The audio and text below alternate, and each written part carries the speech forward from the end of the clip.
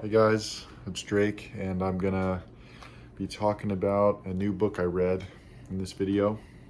It's just gonna be about one book, and it's one that was just recently released in the US, but it's been out in the UK in English for I think about a year now, and it was originally published in Spanish.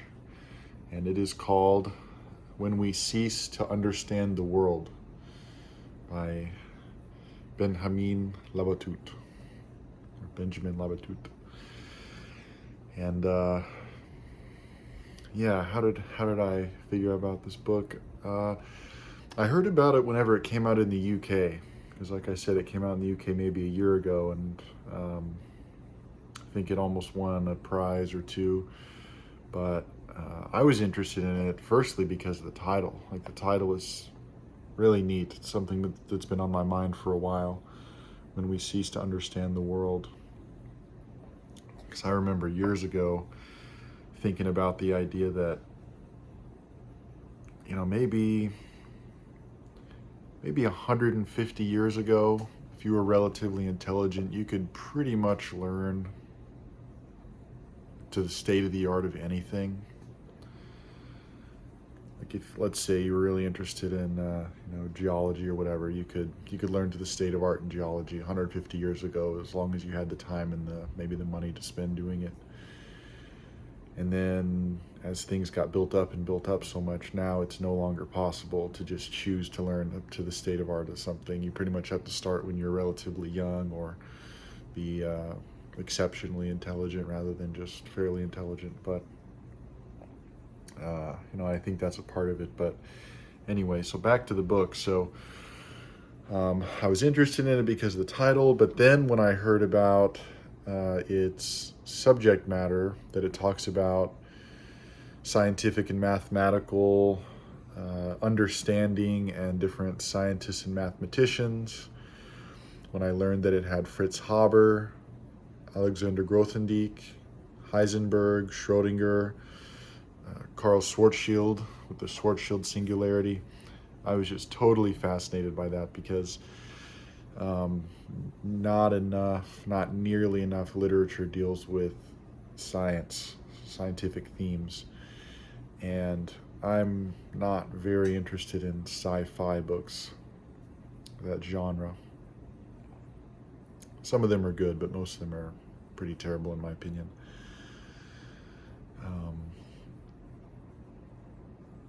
Quality-wise.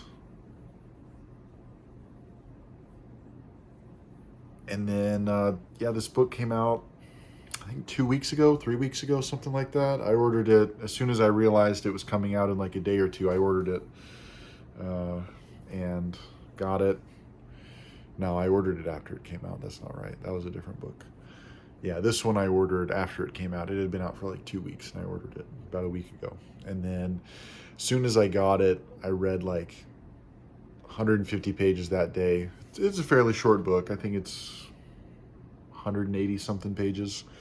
I almost read to the end that first day, and then I was just totally engrossed by it, because one of my hobby interests is science, especially like physics, 20th century physics. I've been recently reading a history of 20th century physics called Quantum Generations, a history of physics in the 20th century. So that gives a good kind of background of just the general stuff, not really too technical as far as the complex mathematics goes. But so when I saw that it started with Prussian blue and then went into cyanide and Zyklon B, it was starting to give me vibes of W.G. Sebald, where he can connect through digressions, connect a whole bunch of different topics and increase his scope dramatically. And I really like that sort of thing. Like, I did a video on rings of Saturn a few years ago, and that was one of my first thoughts, with just the fluidity with which he can connect things. It's what I mentioned: the Prussian blue, the cyanide, the Zyklon B, Fritz Haber. That's within the first like 10 pages, and he just skips through it all, and the transitions are seamless, like really impressive transitions. and, of course, touches on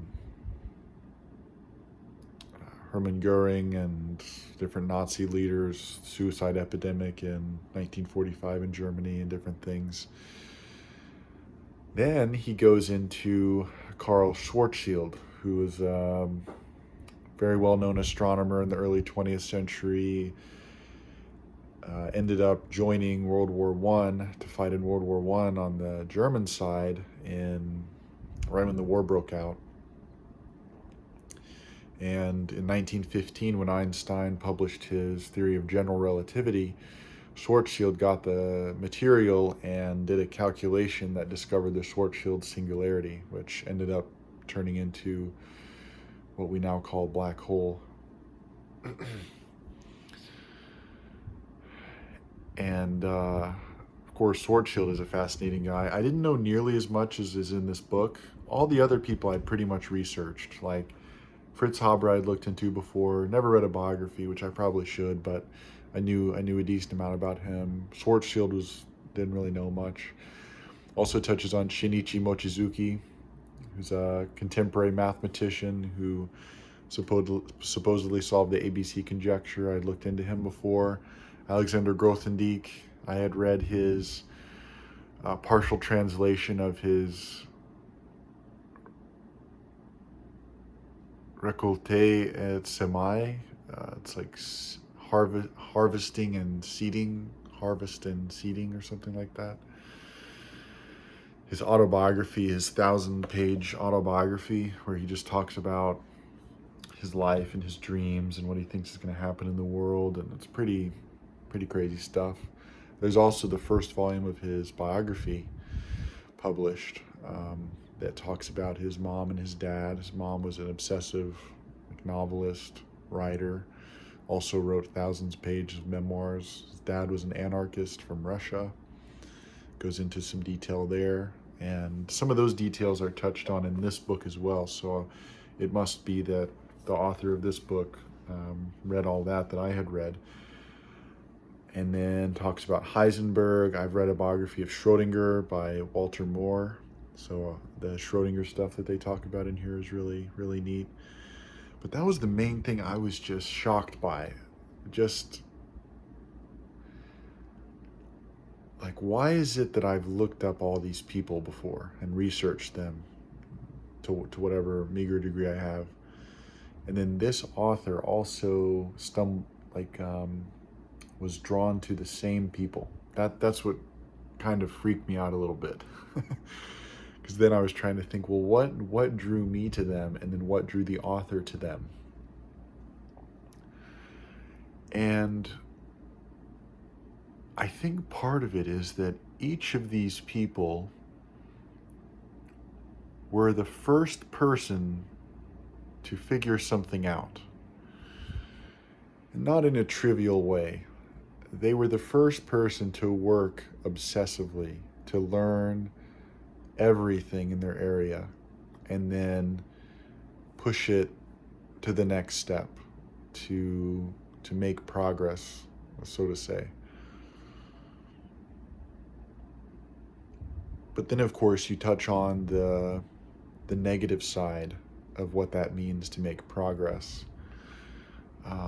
One of the images that's sticking out from the novel to me, real quick, another connection I'll make to another writer.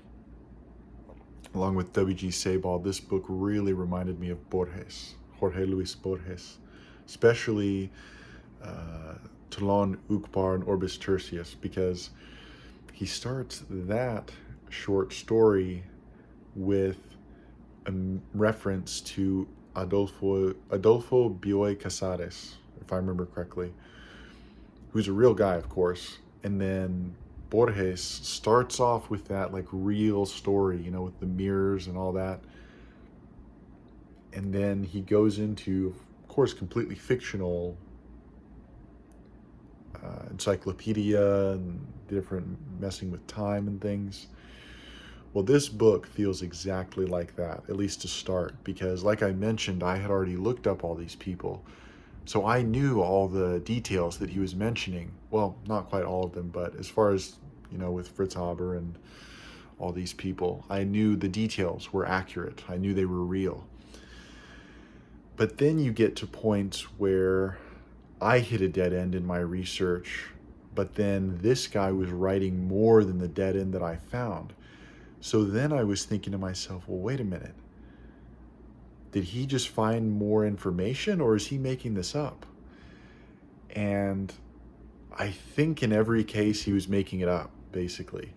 I haven't, I still haven't found out if I'm just missing something, or if he was able to do more research, if he contacted more people, because all the information I found out was just information anyone can find out, through online libraries, blogs, or whatever.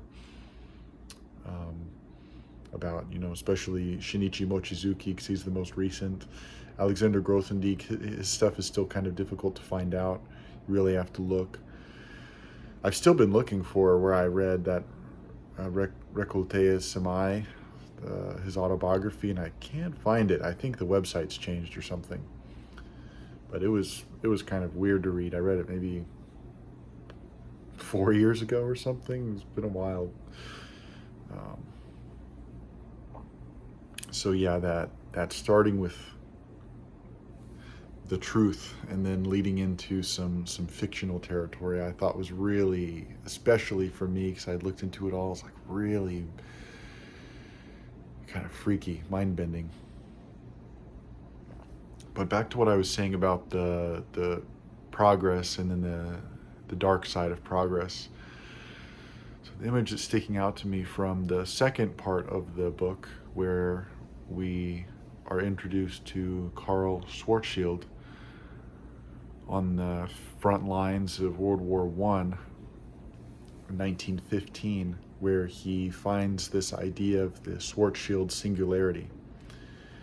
And this is, again, one of the parts where I don't know if it's fictional or if it's, historically sourced. But the way it's written about by the author, Labatut, he talks about Schwarzschild becoming obsessed with this after he discovers the idea of the Schwarzschild singularity. He becomes obsessed by this all-pervading blackness that is just infinite in scope in his mind. And he becomes obsessed with it. And of course, as he's in World War I, he's overwhelmed by the death and destruction of what's going on, and it's almost a metaphor for maybe the immense tragedy of the state the world's in at the time. But even just encountering the idea of a black hole, or encountering the idea of the death of a star, or I know for me, and for other people, I'm sure, when you encounter the idea of the heat death of the universe, it really gives you a different perspective on things. Even if you can tell yourself, well, that's far away, I don't have to worry about it, it still tells you that everything ends at some point. If somehow we figured out that the universe was definitively eternal and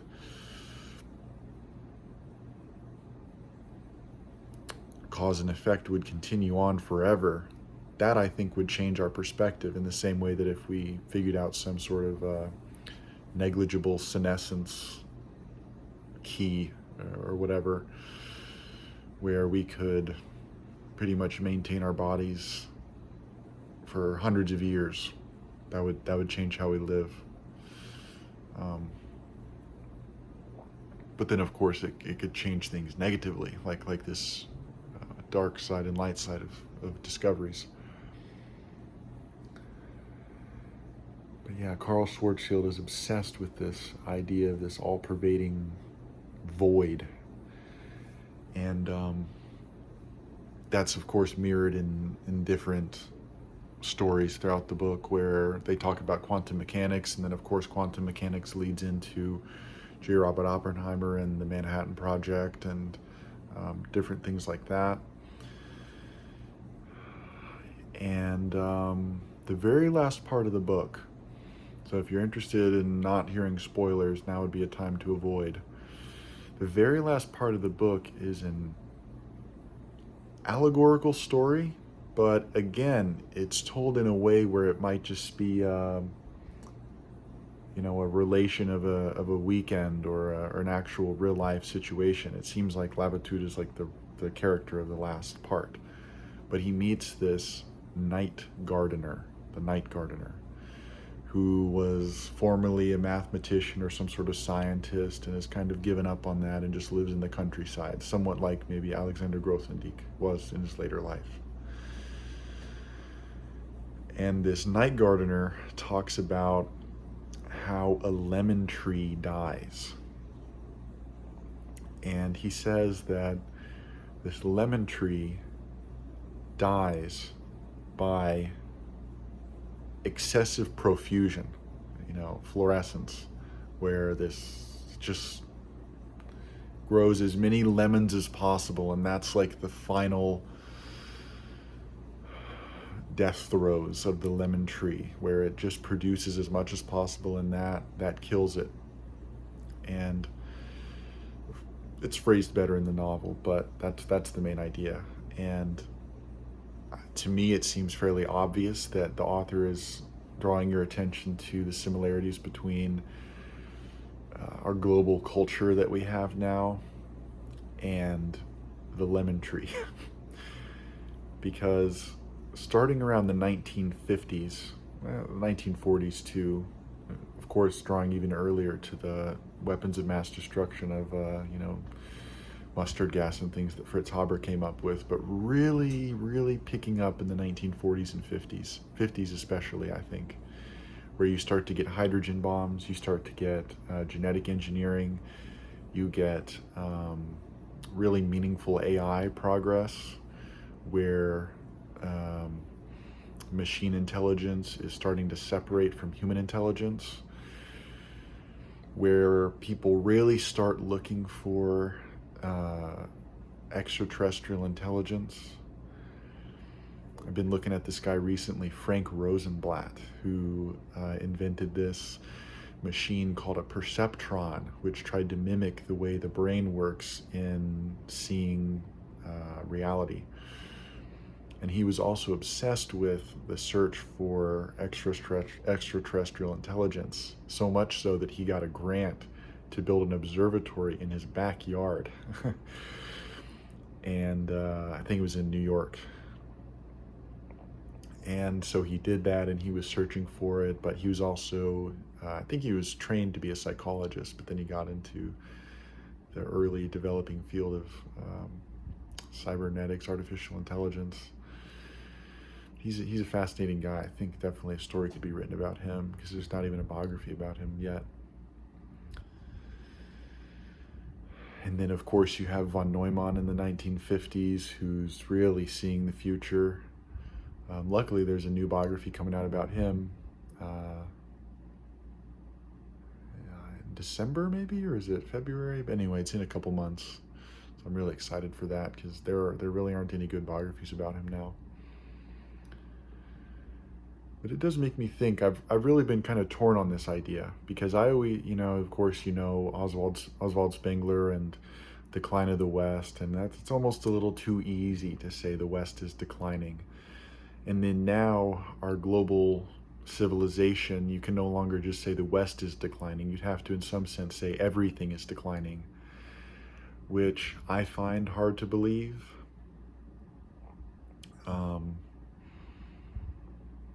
Because, of course, as some things are declining, some things are improving, and it's a constant flux in that way. It's not like I don't think you can get some average of rise and decline of civilizational ability or progress or something like that. So whenever I see people critiquing Western civilization as a whole, I'm extremely skeptical. But then, of course, you do wonder to yourself, because, of course, I'm a teacher now, teach high school. The murder rate in the U.S. has just gone up 30%. last year during lockdowns and everything. Seems like schooling is becoming much, much worse. Many kids are having mental breakdowns. The economy seems to be floated by a massive real estate bubble, debt bubble, healthcare bubble, student loan bubble, and at least in the US. China seems to be pretty rough off right now, even though they seem to be growing. And weapons that can kill millions of people are getting cheaper every day. Really, all that would have to happen is some sort of powerful AI set on the stock market to cause a famine of hundreds of millions. I mean, that would be pretty. That wouldn't take too many steps, as far as I can tell. Because even something like COVID, a relatively minor pandemic, can cause supply shortages all over the place, like mass layoffs, mass resignations, supply chain hiccups all over, which are probably going to continue for a while. So imagine if something really bad happened. People couldn't handle it. People don't have the planning ability or fortitude to deal with it, I don't think. So it does of course make anyone wonder, like, well, is everything declining? Because I think we are hitting something like a population limit, and then maybe it's subconscious where we decide that, oh, there are just too many people, let's not have any more people. And then of course there are always going to be kind of the mindless people that just have kids no matter what. But then for the people who can actually consider it, if just enough people don't do it, or maybe even if the government decides that you shouldn't do it or something, that'll drop the population. But then pretty much everything is built on population growth. That's the way humanity has been going for ever. Population growth, not population decline, especially severe population decline. And it seems like if there's a population decline, it's going to be a really bumpy ride, to put it mildly. And it seems like it's going to happen in my lifetime.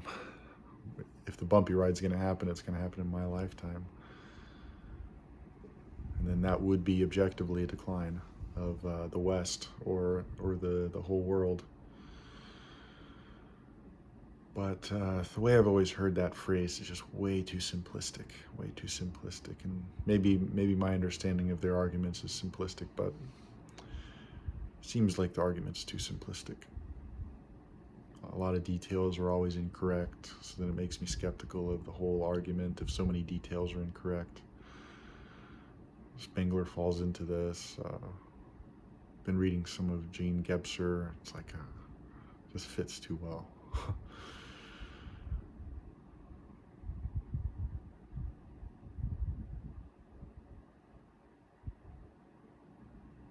But yeah, I think the conclusion I keep coming to is that technology will not save us. No matter what happens, good or bad, technology will not save us. And I think a lot of people believe it will, just pretty foolishly. And I think that's part of the idea of this book. When we cease to understand the world, when our technology runs away from us, in a way, I think you could put it, where it's almost like we're mindlessly creating enough weapons to kill everyone, mindlessly creating an economic system that drives everyone to exhaustion, mindlessly creating an AI that could snuff us all out with minimal effort, either the paperclip problem or Rocco's basilisk or some variation of those. Some AI that ruins our brains by making us so dumb that we can no longer do anything productive because it has captured human psychology so strongly. Like what's happening with a lot of young children in social media. Their brains are pretty grim, pretty grim. So I teach 15 and 16-year-olds, well, 14, 15, 16-year-olds, freshman and sophomore in high school. And a startling number of them have literal addictions to their phones, where if they don't have their phone, they like fall asleep instantly, or they react really poorly if they can't get on their phone, or things like that, kind of like going through withdrawals of a drug or some other thing. And basically nobody cares. Parents don't care. Teachers try, but teachers don't have the authority really to do much, at least where I am. Kids don't care. Maybe they can't care, but either way they don't. And then it seems to me that the kids who can pay attention, the kids who can survive without their phone, life is pretty much going to be a buffet to them. And then the kids who can't pay attention are going to be slaves their whole life, unless they can break out of it somehow, whether society breaks it out for them or they break it out for themselves. And I think that ties into this idea when we cease to understand the world.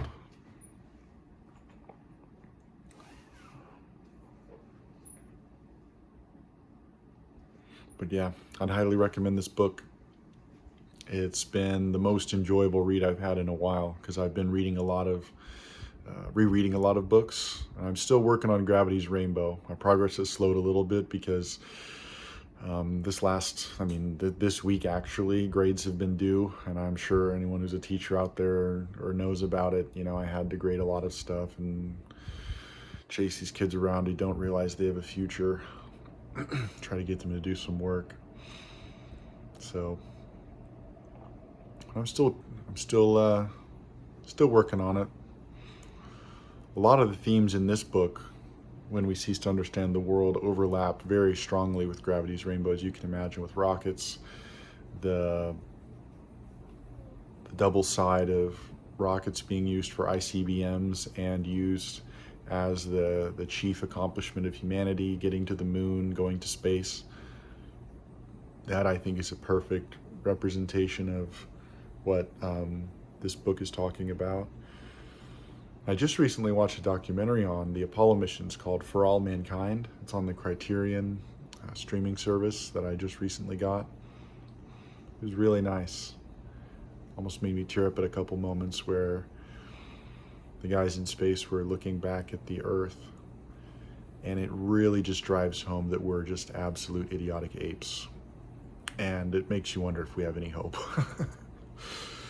Because you see so many people like that. What is it? Is it Paul Klee? I think it's Paul Klee. The drawing of the two lieutenants or whatever, the two military guys, both trying to bow lower than the other.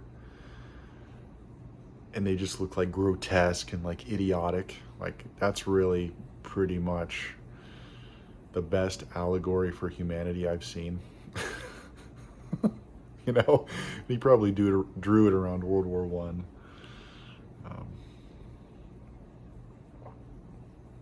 And then only a couple of us actually get to go to the moon, so to say. But anyway, yeah. I've been really enjoying Indo-European languages lately. Indo-European poetics and myth. It's fascinating stuff. Well, anyway, hope you enjoyed. I recommend getting this book if you haven't, if you like science, and if you like the combination of science and literature. So, Death is a Gang Boss.